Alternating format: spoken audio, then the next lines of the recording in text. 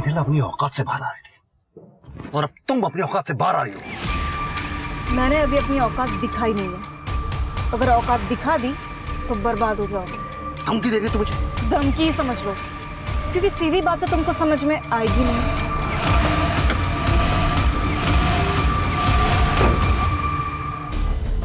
ये क्या है?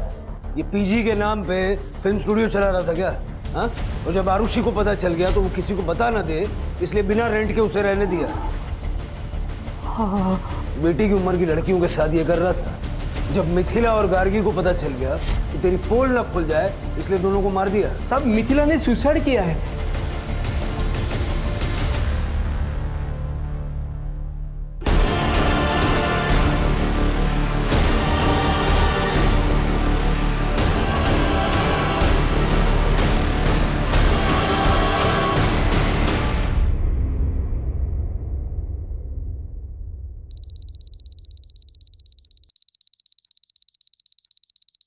मिथिला, अंकर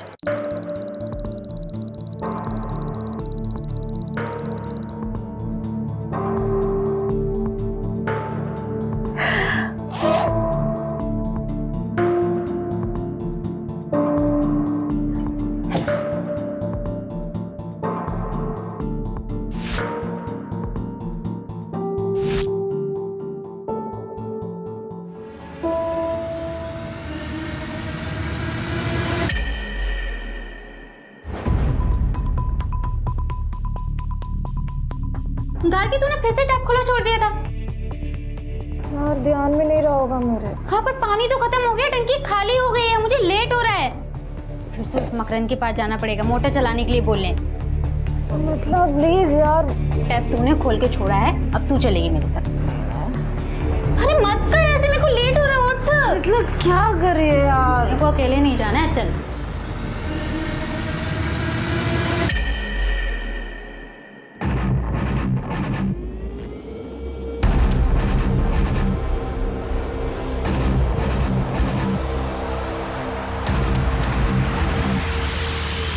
क्या है?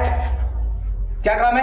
अंकल, हमारे वॉशरूम का टैप खुला रह गया था तो पानी खत्म हो गया। आप प्लीज 5 मिनट के लिए मोटर चला दीजिए। नल तुम लोगों ने खुला छोड़ दिया और तुम्हारे लिए मैं मोटर ऑन कर दूं। शाम को जब मोटर ऑन करूंगा ना, तब भले ना पानी। जाओ यहाँ से। ओ अंकल, क्या शाम को? हाँ, हमें काम अभी है और आप कह रहे हो शाम को चलाओगे? देखिए, मेरे रूम की टंकी भी खाली हो गई है, जाइए मोटर चालू कीजिए। ठीक है 5 मिनट के लिए मोटर ऑन करूंगा, जिसको जितना पानी भरना है भर लो। वाह दीदी, आपने अंकल की कौन सी नस दबा रखी है कि आपको कुछ भी नहीं कहते, उल्टा आपकी सारी बात मान लेते हैं। अरे है एक सीक्रेट। जाओ तुम लोग जाके पहले पानी भरो, मैं वापस मोटर चालू नहीं करवाऊंगी।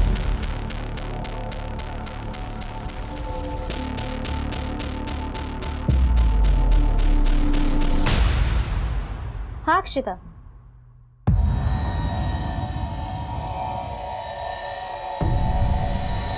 कब हुआ? क्या हुआ? मिथिला क्या हुआ? क्या? पापा को हार्ट अटैक आया है। पापा नहीं।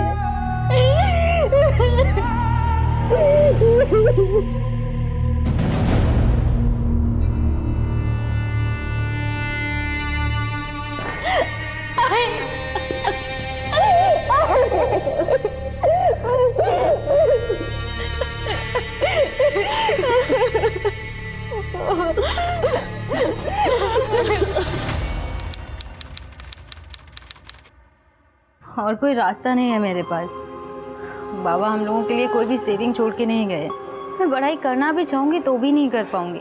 आई को मेरी जरूरत है यहाँ पे, वो अकेले मैनेज नहीं कर पाएंगी। अरे तू वहाँ पे रह के आंटी की कैसे हेल्प कर पाएगी?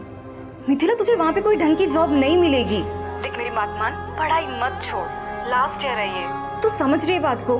देख तू यहाँ पे आजा कोल्हापुर में, तू जॉब करके पढ़ाई और फैमिली दोनों को हेल्प कर सकती है ना।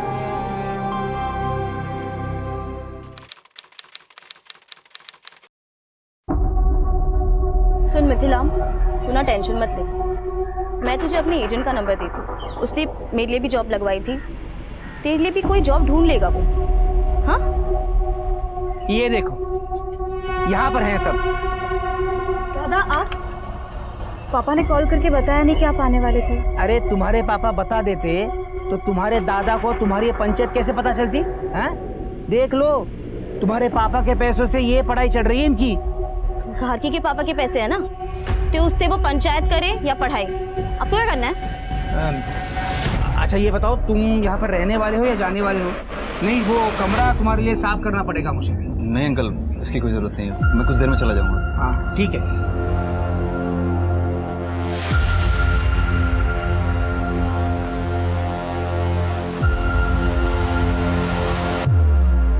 मिथिला, तुम्हारे पापा के बारे में पता चला मुझे गार्गी से। I am really really sorry, पर तुम चिंता मत करो, हम सब हैं तुम्हारे साथ। Okay thank you.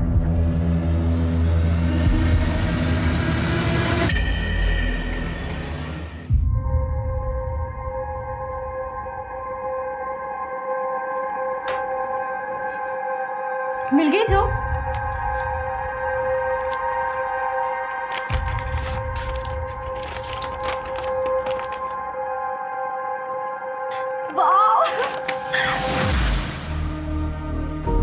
क्या हुआ? तू खुश नहीं लग रही है? नहीं, खुश हूँ मैं।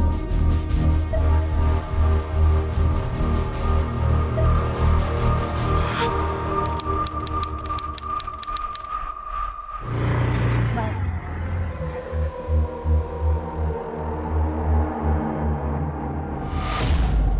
मैडम,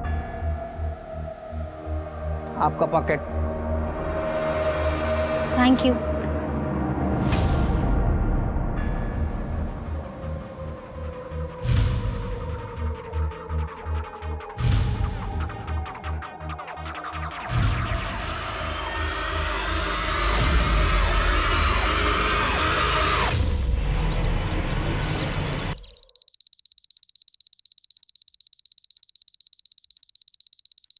मिथिला,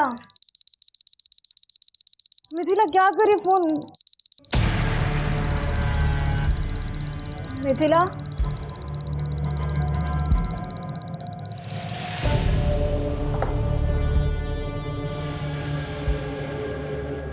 मिथिला, मिथिला,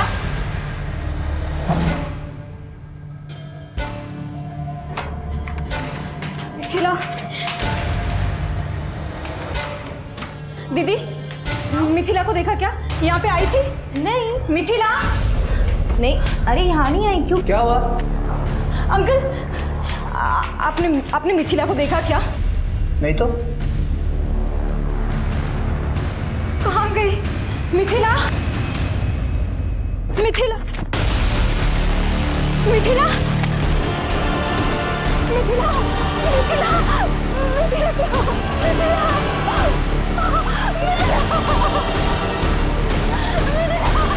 मिथिला,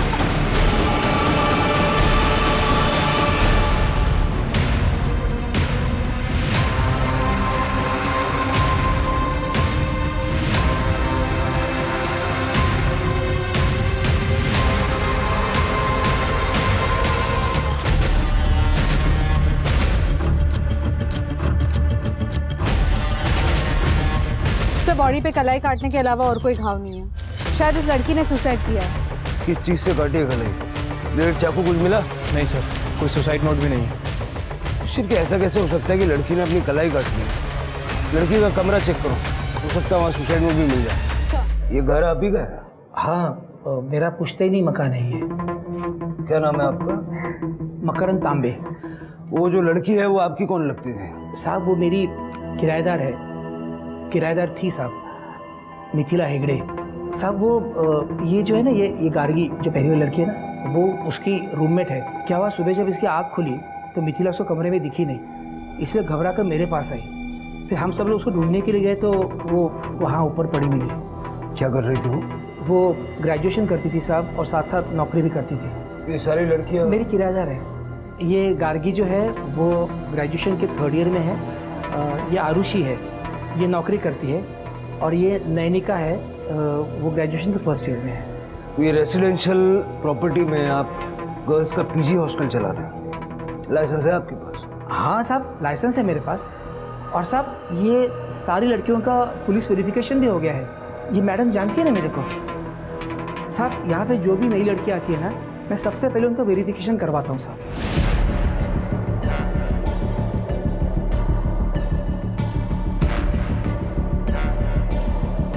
सीसीटीवी नहीं है? नहीं है साहब, पर लगवा लूँगा, जल्दी लगवा लूँगा। इन लड़कियों की सेफ्टी के लिए गार्ड तो रखा होगा आपने?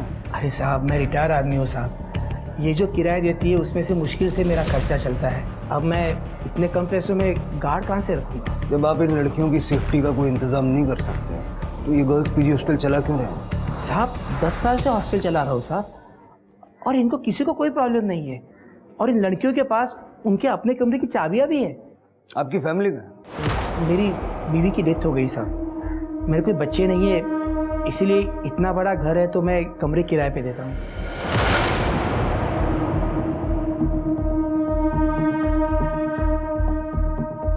कल रात यहाँ पर आप और ये लड़कियाँ ही थी या कोई और भी था? नहीं साहब, कल रात को ये गार्गी है ना, उसका भाई यहाँ पर आया था, वो रहा था यहाँ पे। अच्छा ये बताओ, तुम यहाँ पर रहने वाले हो या जाने वाले हो? क्या नाम है उसका? शक्ति। तो ये लड़कियों के पीजी हॉस्टल में आपने लड़के को कैसे ठहरने दिया? एक्चुअली क्या है साहब, ये जो गार्गी है ना, इसके पिताजी बाबूराव, ये मेरे पुराने दोस्त हैं। तो शक्ति अपनी बहन से मिलने के लिए कभी कभी यहाँ आ जाता है। वैसे उसको कल लेट हो गया तो यहीं पे रुका था। पीछे की तरफ एक कमरा है साहब, वो वहीं पे रुका था। अभी कहाँ? क्या? कौन? शक्ति। सर वो सुबह चला गया, मुझे पता ही नहीं चला। पता कैसे नहीं चला? सर क्या है कि वो उस कमरे से ना बाहर जाने के लिए एक और रास्ता है, तो वहाँ से जाने के लिए फिर यहाँ से जाने की ज़रूरत नहीं पड़ती। हो सकता है वो उसी रास्ते से बाहर चला गया होगा और मुझे पता नहीं चला होगा।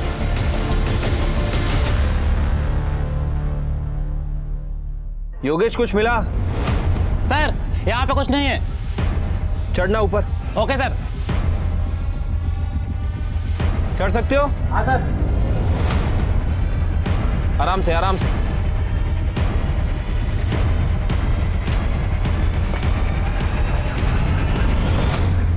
तुम लड़कियां एक अकेले आदमी के साथ इस घर में रहती हो, कभी कोई परेशानी नहीं होती? वो सर यहाँ रेंट बाकी सब जगह से कम है, और मकरंद अंकल ये साइड पे अपने रूम में रहते थे और हम लोग सब लोग उस साइड पे। ना हमारा किसी से लेना ना देना था, तो प्रॉब्लम कहाँ से होगी? मिथिला तुम्हारी रूममेट थी ना? कल रात को क्या हुआ था पूरा डिटेल में बताओ। सर कल मैं 12 बजे तक पढ़ रही थी, उसके बाद मैं सो गई। फिर मिथिला कब रूम से बाहर गई, क्या हुआ, मुझे कुछ भी नहीं पता। मिथिला परेशान थी क्या? मतलब इतनी ज़्यादा परेशान कि वो सुसाइड कर ले? सर मिथिला के पापा की 2 महीने पहले डेथ हो गई थी, तब से वो बहुत परेशान थी। उसको पैसों को लेकर भी प्रॉब्लम हो रही थी। ऐसा कहा उसने तुमसे? जी सर। सर पर जब से उसकी जॉब लगी थी ना, मुझे ऐसा लगा ही नहीं कि उसको कोई प्रॉब्लम हो भी सकती है। वो टाइम पर घर पे पैसे भी भेजती थी और कॉलेज भी जाती थी। इनफैक्ट काफ़ी खुश थी वो, और एक बार तो उसने हमें पार्टी भी दी थी। नहीं दीदी, वो खुश रहने का सिर्फ दिखावा कर रही थी बाहर से। सर वो अंदर से बहुत परेशान थी, क्योंकि मैंने खुद कितनी बार मिथिला को रात को चुप चुप के से रोते हुए देखा है।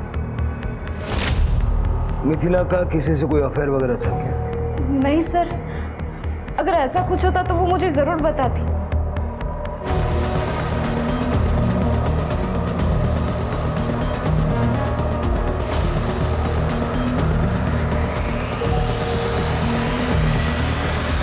तुम्हारा भाई शक्ति यहाँ रुका हुआ था रात को, सुबह बिना तुमसे मिले चला गया। सर शक्ति दादा ने मुझे रात को ही बता दिया था कि वो सुबह जल्दी चले जाएंगे। सर गार्गी और मिथिला के रूम से कोई सुसाइड नोट तो नहीं मिला है, लेकिन ये फ़ोन मिला है। सर ये फ़ोन तो मिथिला का ही है। फॉरेंसिक में भेज दो इसको। और सर ये 2 लाख रुपए मिले हैं कबर्ड से। अभी थोड़ी देर पहले तुम बता रही थी कि उसके पिताजी का देहांत हो गया 2 महीने पहले और पैसों को लेके बहुत परेशान थी वो। अब अचानक से ये 2 लाख कहाँ से आ गए? सर मुझे नहीं पता है, मिथिला ने कभी मुझे इन पैसों के बारे में नहीं बताया।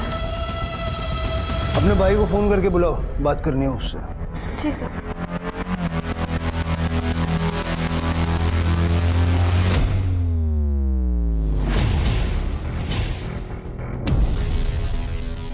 मकरंद का कहना है कि गार्गी का भाई शक्ति यहां से बाहर गया।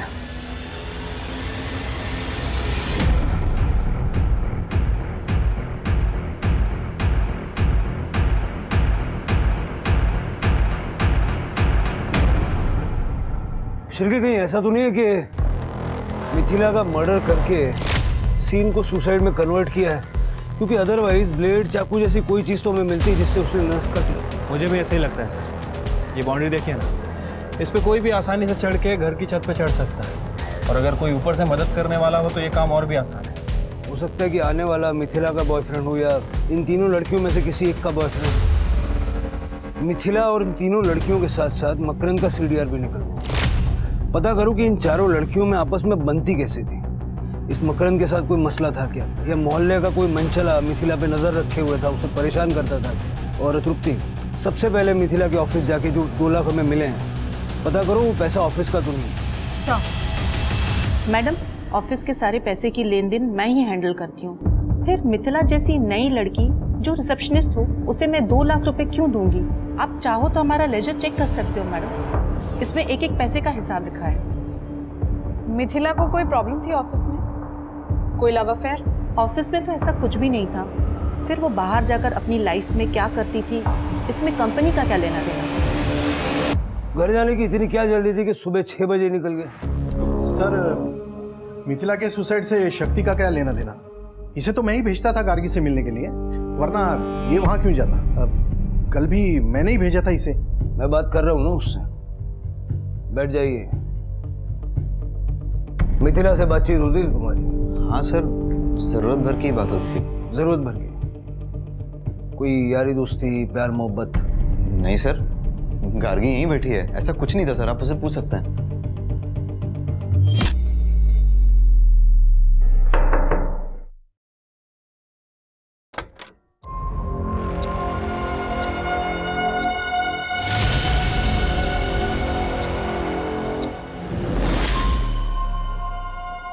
कुछ दिखाओ। वही देखने की कोशिश कर रहा था।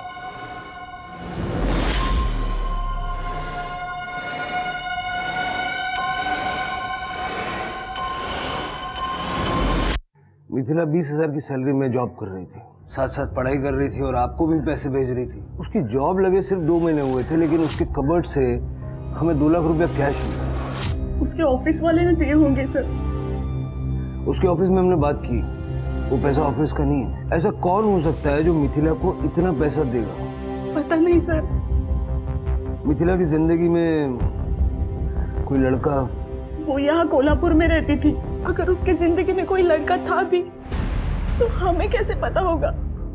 उसकी रूममेट है गार्गी। गार्गी से तो कोई परेशानी नहीं थी? नहीं सर, गार्गी तो उसकी बहन जैसी थी। हम तो जलगांव में रहते हैं, यहाँ कोल्हापुर में गार्गी उसकी फैमिली थी। ठीक है, अभी आप जा सकते हैं। अगर जरूरत पड़ेगी तो दोबारा आपसे संपर्क करेंगे। सांगली से लेकर कोल्हापुर तक कुछ भी हो, आपको हमेशा मेरी ही गलती दिखाई दी है पापा। तो बोलता क्यों नहीं? सुबह जब 6 बजे यहाँ से निकला था तू, तो सांगली 12 बजे क्यों पहुंचा? सच बता शक्ति, तेरा उस लड़की के साथ कुछ चल रहा था क्या?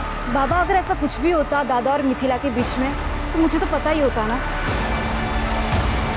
ठीक है, देखते हैं। सर, ये मिथिला के कॉल डिटेल्स मैंने चेक किए हैं। अफेयर जैसा तो कुछ दिख नहीं रहा है सर, लेकिन इस मिथिला ने 20 तारीख को ऑफिस से निकलने के बाद जनजीवन पार्टी के अध्यक्ष प्रभाकर शिंदे को फ़ोन किया था। और सर, उसके फ़ोन लोकेशन के हिसाब से वो अपने हॉस्टल नहीं गई थी, बल्कि डायरेक्ट प्रभाकर शिंदे के घर गई थी। मिथिला जैसी आम लड़की प्रभाकर शिंदे के साथ डायरेक्ट कांटेक्ट में? मैं जानता था इस लड़की को, मिथिला। हुआ ये कि एक जॉब एजेंट है, मनक लखेरा, इधर सिटी मार्केट में बैठता है। तो ये लड़की उसके पास गई थी जॉब मांगने। सर प्लीज सर, मुझे जॉब की बहुत ज़रूरत है, कोई भी काम कहीं पर भी हो, मैं करने के लिए रेडी हूँ सर। देखो तुम्हें सही बता रहा हूँ कि जॉब तो मार्केट में है नहीं, पर तुमको अगर जॉब की इतनी ज़्यादा ज़रूरत है तो एक काम कर सकती हो। हाँ सर, बताइए, मैं करूँगी। तो उसने मेरे पास भेज दिया इस मिथिला को। उसको जॉब की जरूरत थी, मैंने ही जॉब लगवाया। शिंदे जी, ये तो 2 महीने पुरानी बात हो गई। परसों वो क्यों आई थी? पापा ने जहाँ जॉब लगवाई थी उसकी वहाँ पैसे कम मिल रहे थे उसे, तो दूसरी जॉब ढूंढ रही थी, उसी बारे में बात करने आई थी। सर प्लीज़ मेरी जॉब चेंज करवा दीजिए आप, प्लीज़ सर। आपने कुछ पैसे भी दिए थे मिथिला को? उसको जरूरत थी, बहुत प्रॉब्लम में थी लड़की, तो मैंने 5,000 रुपए दिया उसको खर्चे पाने के लिए। 5,000? आपने 2 लाख रुपए दिए थे। 2 लाख?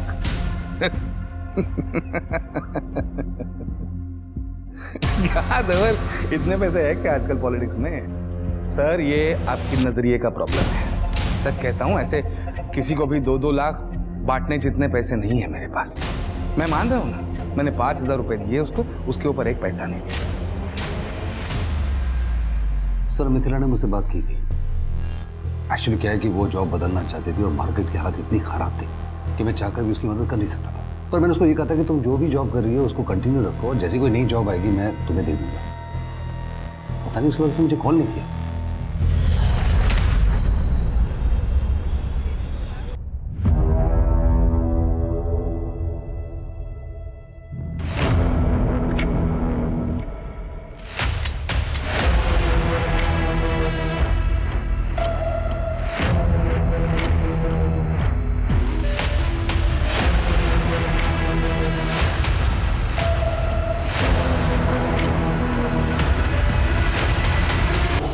मिथिला अपनी औकात से बाहर आ रही थी और अब तुम अपनी औकात से बाहर आ रही हो। मैंने अभी अपनी औकात दिखाई नहीं है। अगर औकात दिखा दी तो बर्बाद हो जाओगे। धमकी दे रही हो तुम मुझे? धमकी ही समझ लो, क्योंकि सीधी बात तो तुमको समझ में आएगी नहीं।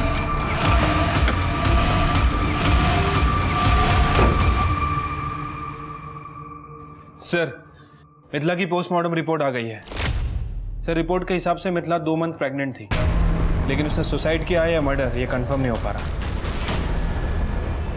तो केस ही उलझ गया सिर के। डॉक्टर्स को बोलो कि मिथिला के बच्चे का विसरा प्रिजर्व करें, क्योंकि बच्चा उसके मर्डर या सुसाइड का कारण हो सकता है। और मिथिला की मां से बात करो।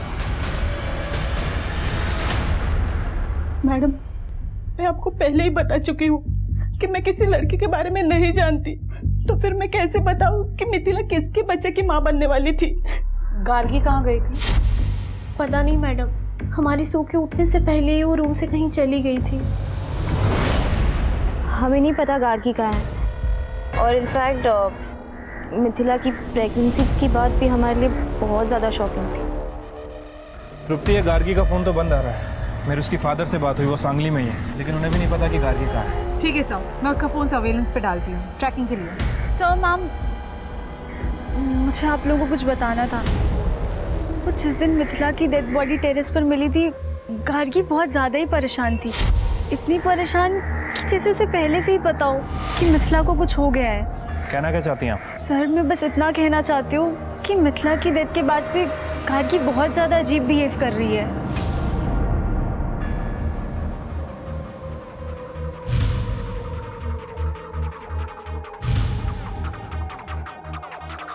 आपस की बात पुलिस को क्यों बता रही है? तो झूठ थोड़ी ना बोल रही हो दीदी, जो सच है वही बोल रही हूँ।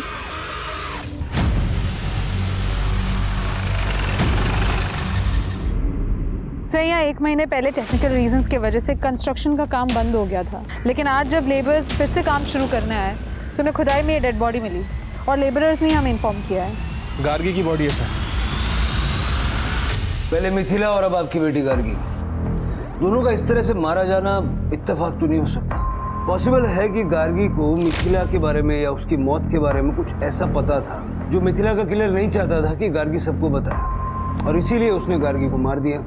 सर आखिर गार्गी मिथिला के बारे में ऐसा क्या जानती होगी? शायद मिथिला के होने वाले बच्चे के पिता का नाम। क्या मिथिला प्रेग्नेंट थी? 2 महीने से। क्यों, तुम्हें कॉन्फिडेंस था कि मिथिला कभी प्रेग्नेंट नहीं होगी? सर ऐसा कुछ नहीं है। सर अब मुझ पे फालतू में शक कर रहे हैं। अगर फालतू में शक कर रहे हैं तो डीएनए टेस्ट कराने में कोई प्रॉब्लम तो नहीं होगा तुम्हें?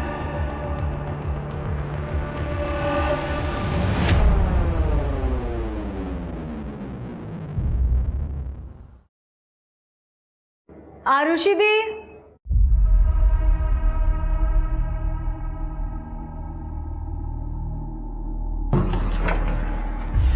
दीदी आप यहाँ पे क्या कर रहे हो? वो मैं रेंट देने आई थी। पर आप तो ऑनलाइन पे करते हो ना? हाँ, पर मेरा अकाउंट लॉक हो गया ना, तो सोचा कैश दे दूँ।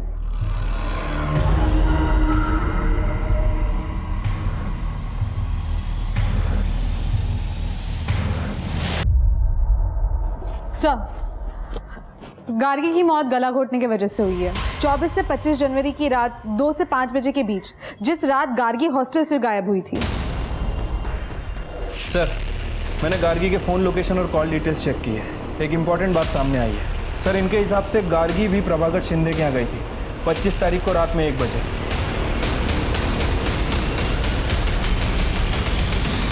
नेताजी, मिथिला आपके पास काम के लिए आई थी। गार्गी आपके पास क्यों आई थी? उसे आपसे क्या काम था? गार्गी? गार्गी को नेताजी से काम नहीं था, बल्कि नेताजी को गार्गी से काम था। नेताजी गार्गी के साथ कुछ डील करने वाले थे जो हो नहीं पाया। क्यों? ये कौन सी डील की बात कर रहे हैं? मिथिला के बच्चे का नाम ना बताने की डील। जो बच्चा आपका था। पाटिल, औकात में रहकर बात करो। 2 मिनट नहीं लगेगा आप सबकी वर्दी उतरवाने में। तो शंकर, मैंने बोला था नेताजी हैं, ऐसे काबू में नहीं आएंगे वो। दे दो इनको, दे दो। लीजिए, ये कोर्ट का ऑर्डर है आपके डीएनए टेस्ट का। और वैसे ये औकात देखने दिखाने वाली बातें तो हम करते नहीं, क्योंकि हमारा इस देश के कानून में विश्वास है, जो आप जैसे नेताओं को उनकी औकात याद दिलाने के लिए काफी है। चलिए।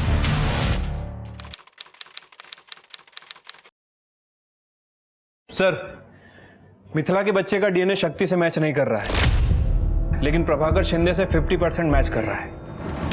प्रभाकर शिंदे का ब्लड रिलेटिव, यानी उसका बेटा धवल शिंदे। सर, मेरा कोई अफेयर नहीं था मिथिला के साथ। मैंने तो उसे पापा के साथ देख लिया था, सोते हुए। नशे में था सर मैं। इतनी खूबसूरत लड़की को देख के दिमाग खराब हो गया था मेरा। और उसके बाद जब वो घर से निकली तो पीछा किया उसका मैंने। सर, उसके बाद इस लड़की से मैं मिला तक नहीं। मुझे तो पता भी नहीं था सर कि ये प्रेग्नेंट है। मेरा छोड़िए सर, उसे खुद नहीं पता था कि वो बच्चा किसका है, पापा का, मेरा या वो मनक का। वो जॉब है जी। हाँ सर। सर, एक्चुअली मिथिला को नौकरी की जरूरत थी और मंत्री जी को मिथिला जैसी खूबसूरत लड़कियों की जरूरत थी।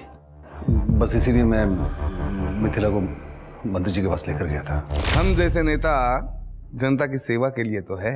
बस एक ही सवाल है कि सेवा के बदले आप मेवा क्या देती हो? सब मैं क्या दे सकती हूँ आपको?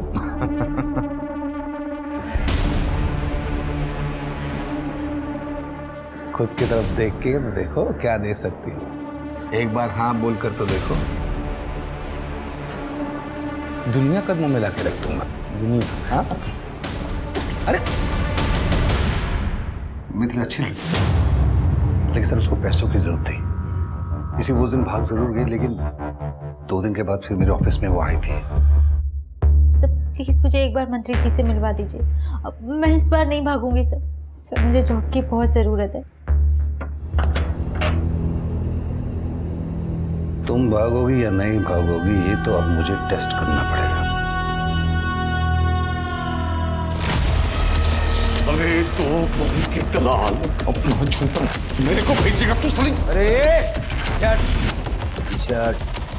तो पहले तुमने मिथिला का रेप किया, बाद में नेताजी के पास ले गए तो तुमने उसका रेप किया, और उसके बाद तुम्हारे बेटे धवल ने उसका रेप किया। जब वो प्रेग्नेंट हो गई तो तुम्हारे पास आई। बाप की थाली में मुंह मारेगा तू, और वो भी अकल नहीं है। पापा नादानी में हो गया। अब मंत्री जी, इस लड़की का क्या करना है? बच्चा है पेट में तो गिरा दो। 2 लाख रुपए। पर मैं अबॉर्शन नहीं कराऊंगी। अबॉर्शन कराना पाप होता है। सर मिथिला तो एबॉर्शन के लिए मान ही नहीं रही थी। मैंने जैसे तैसे उसको मनाया, पता नहीं उस रात को जाके उसने सुसाइड क्यों कर लिया, मैं समझ नहीं पाया। मिथिला ने सुसाइड नहीं किया और ना ही वो कभी अबॉर्शन के लिए मानी थी। तुम लोगों ने उसे मार के सुसाइड का सीन क्रिएट किया। नहीं सर, मैं एक्चुअली अगले दिन एबॉर्शन के लिए उसके साथ जाने वाला था। उस साथ उसने सुसाइड किया या उसका मर्डर हो गया, ये मुझे सच में नहीं पता है। गार्गी को उसने सब बता दिया था ना तुम लोगों के बारे में? हाँ, बताया था सर। फिर गार्गी ने हमें क्यों नहीं बताया? वो आपको क्यों बताती सर? उसका फायदा तो चुप रहने में था। देखो नेताजी, आपकी लोकल वर्क्स डिपार्टमेंट में काफी पहुंच है, वहाँ पे जॉब निकली है, मेरी जॉब लगवा दो। एक मिनट, लेकिन इस काम के लिए आप इतनी आधी रात ऐसे अचानक? मैं किसी को कुछ नहीं कहूँगी, आपके और मिथिला के बारे में। ओह, तो गार्गी तुम लोगों को ब्लैकमेल कर रही थी, इसलिए तुम लोगों ने उसे मार दिया ताकि तुम्हारी मुसीबत जड़ से खत्म हो जाए। हत्या राजनीति में सबसे आखिरी रास्ता होता है सर, सबसे पहला नहीं। आज तक मैंने इतने लड़कियों को नौकरी लगवाई है, एक और, उसमें क्या क्या कठिन था? इस बात की क्या गारंटी थी कि गार्गी उसे ब्लैकमेल नहीं करती? सर जब करती तब देखता, लेकिन अब जब सीधी उंगली से घी निकल रहा है तो उंगली टेढ़ी करने में कुछ मतलब ही नहीं था। सर आप वो लोकल वर्क डिपार्टमेंट में पूछ लीजिए सर। गार्गी रात को मेरे घर आई, उसके दूसरे दिन सुबह मैंने उसके जॉब के लिए बात की थी। अगर उसको मुझे मारना ही होता तो मैं उसके जॉब क्यों लगवाता? चलो मान लेता हूँ कि मिथिला और गार्गी के केस से तुम्हारा कोई लेना देना नहीं, लेकिन रेप तो तुमने किया है। शिल्के, नेताजी, उनका बेटा धवल और मानक, तीनों पे रेप का केस डालो। और तृप्ति, उन सभी लड़कियों से बात करो जिनकी नौकरी नेताजी और मानक ने मिलकर लगवाई है। आई एम श्योर उनमें कई लड़कियां ऐसी होंगी जिनका इन्होंने शोषण किया।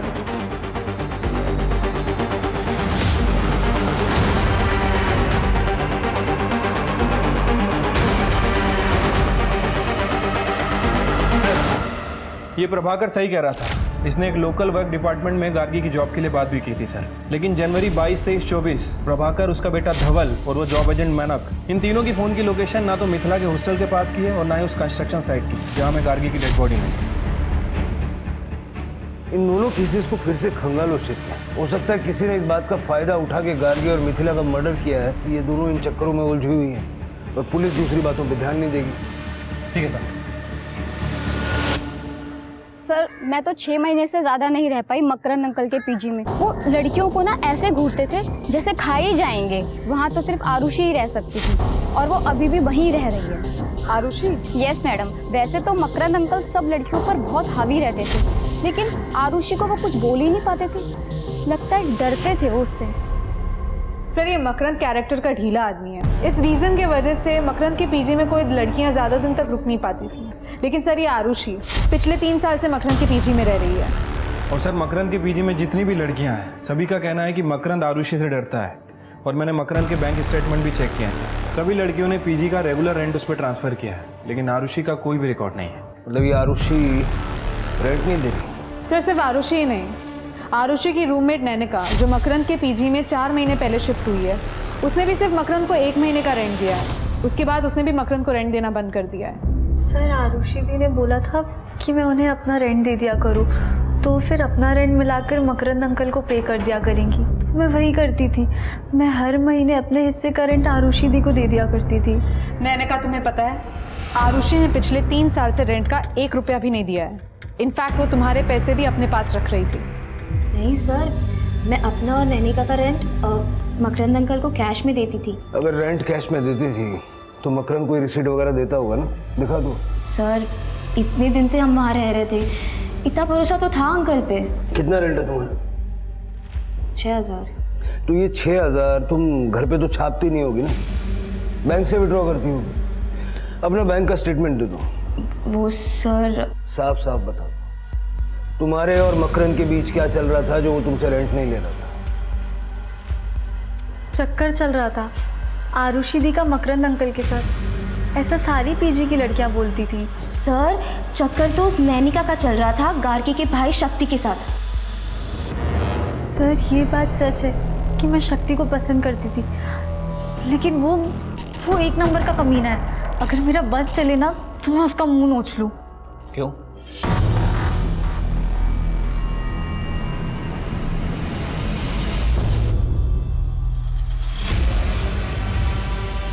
नानिका, नानिका क्या कर रही हो ये? अरे क्या हुआ? उठो यहाँ से, बाहर निकलो। अरे अरे निकलो यहाँ से। शक्ति क्या है? जाओ यहाँ से।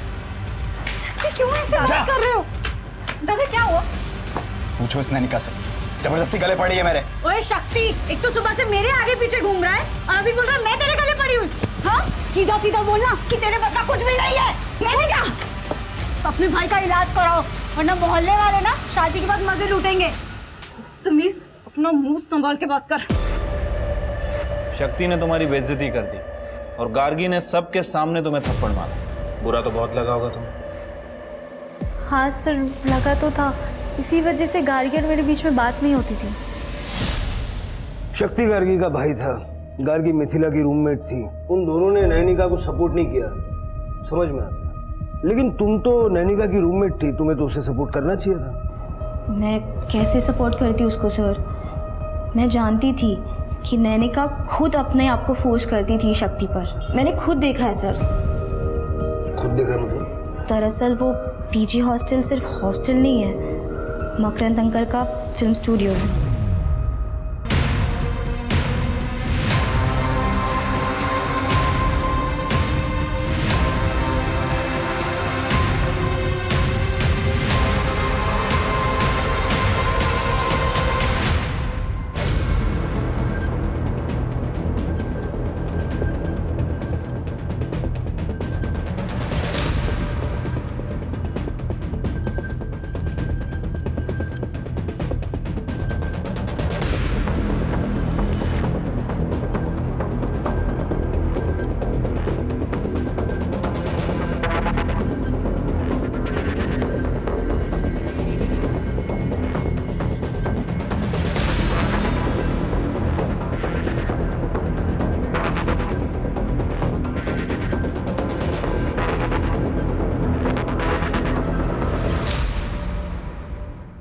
इधर आ, इधर आ।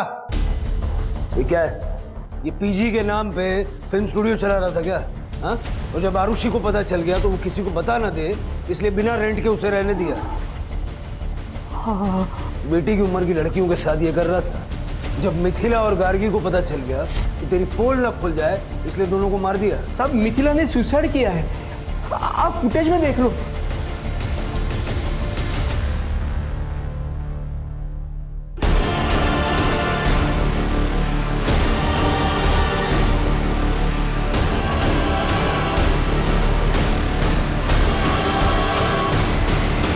साहब सुबह जब मैंने ये फुटेज देखा तो दौड़कर मैं टेरेस पर गया था।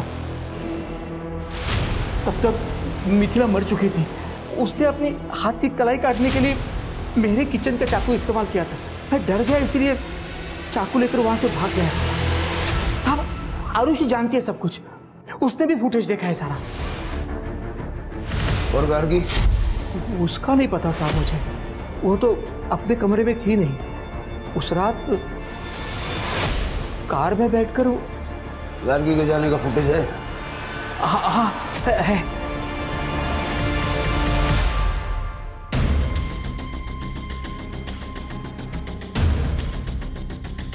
साहब मैंने कुछ नहीं किया, मैंने सब पता करवाओ ये गाड़ी किसकी है।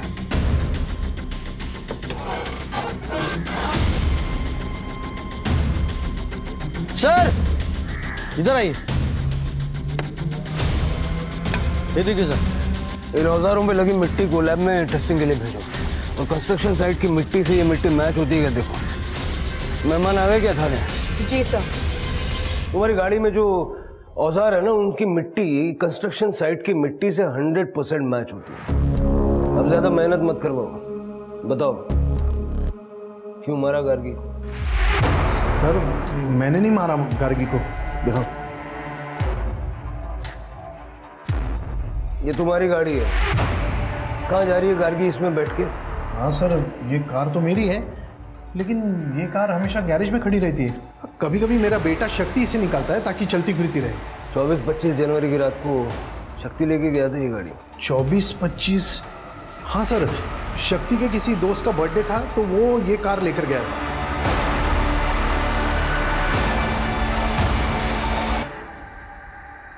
मेरे पास कोई नौकरी नहीं थी तो पापा मुझे निकम्मा समझते थे। कुछ कमाने के बारे में सोचना, मुफ्त की रोटियां मत तोड़ना यहाँ। सोच जरा, पता नहीं कब सुधरेगा ये।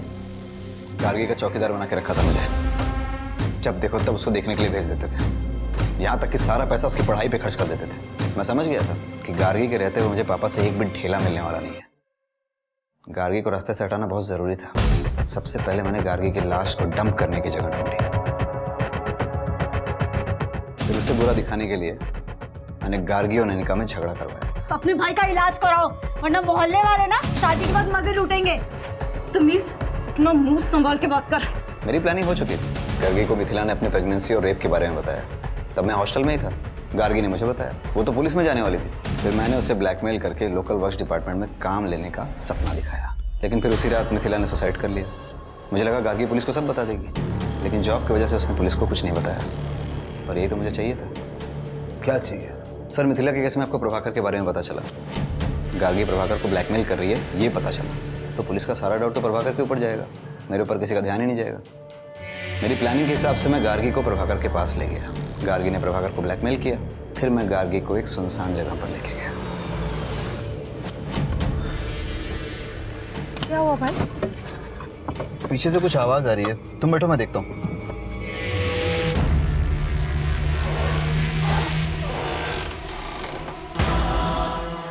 फिर गार्गी की लाश को गाड़ी में डाल के कंस्ट्रक्शन साइट पर डंप कर दिया।